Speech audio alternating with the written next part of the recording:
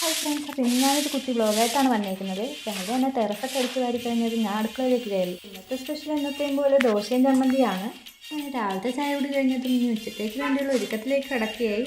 അങ്ങനെ തേങ്ങയും ഞാനുമായിട്ടുള്ള മത്പിടുത്തത്തിനുള്ളിൽ വിജയിച്ചു വന്ന ഞാൻ ചമ്മന്തിക്കുള്ള ഒരുക്കങ്ങൾ തുടങ്ങി. അങ്ങനെ ചമ്മന്തി ഉണ്ടാക്കി കഴിഞ്ഞാൽ ചെനാലയൊക്കെ ഒന്ന് തൂക്കാമെന്ന് കരുതി ചെന്നപ്പോഴാണ് പുറത്തു നിന്ന് ഒരാൾ എന്നെ തുറച്ചു നോക്കുന്ന കണ്ടത്. ഞങ്ങൾ രണ്ടുപേരും കുറച്ചു നേരം കണ്ണും കണ്ണും നോക്കിയെന്ന് ബോറടിച്ചപ്പോൾ ഞാൻ നേരെ ടെറസിലേക്ക് നടന്നു. അവിടെ ചെന്നത് അപ്പുറത്തെ വീട്ടിൽ അനുജ ചേച്ചിയുടെ ആട്ടിൻകുട്ടികളെയും വീട്ടുമുറ്റത്തെ 2 പട്ടിക്കുട്ടന്മാരെയും മരക്കൊമ്പിലെ കാക്കയും ഒക്കെ വായി നോക്കി ഇന്ന് പ്രകൃതി ഭംഗി ആസ്വദിക്കുമ്പോഴാണ് ദേ ദൂരെ നിന്നും മരുവാഹനത്തിൽ എൻ്റെ കെട്ടിയം വരുന്നത് ഞാൻ കണ്ടത്.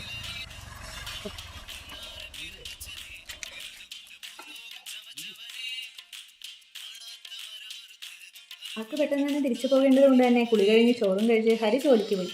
ഞാൻ പിന്നെ മുഖത്തൊരു ഫേസ് മാസ്ക് ഒക്കെ ഇട്ട ശേഷം കുളി കഴിഞ്ഞിട്ടാണ് കഴിക്കാനിരുന്നത്. ഏനാതി ചൂർണത്തിൻ്റെ പൊടി തൈരിൽ മിക്സ് ചെയ്താണ് ഞാൻ മുഖത്ത് പുരട്ടിയത്. ഇനി ഈ സമയം എനിക്ക് ചിന്തയുടെ ലോകമാണ്. ഒത്തിരി കഥകളെയും കഥാപാത്രങ്ങളെയും ഞാൻ എൻ്റെ മനസ്സിലേക്ക് ആവാഹിച്ചെടുക്കും. ഈയിടെയായിട്ട് ലിപ്സ്റ്റിക്കൊക്കെ ഇട്ട് എൻ്റെ ചുണ്ട് വല്ലാതെ കറുത്തു പോയതുകൊണ്ട് വീട്ടിൽ നിൽക്കുന്ന നേരത്തെ ഞാൻ തേനാണ് ചുണ്ടിൽ പുരട്ടുന്നത്. എന്തെങ്കിലും മാറ്റം ഉണ്ടാവും നോക്കാം. അങ്ങനെ ഊണ് കഴിഞ്ഞ് പഴയൊരു മൂവിയും കണ്ട് വൈകുന്നേരം ആയപ്പോൾ വിളക്ക് തേച്ച് വെച്ച് കുറച്ചു നേരം പുറത്തേക്കൊക്കെ നടന്നു. സന്ധ്യയ്ക്ക് വിളക്ക് വെച്ച ശേഷം ഞാൻ എൻ്റെ ലോകത്തേക്ക് മടങ്ങി.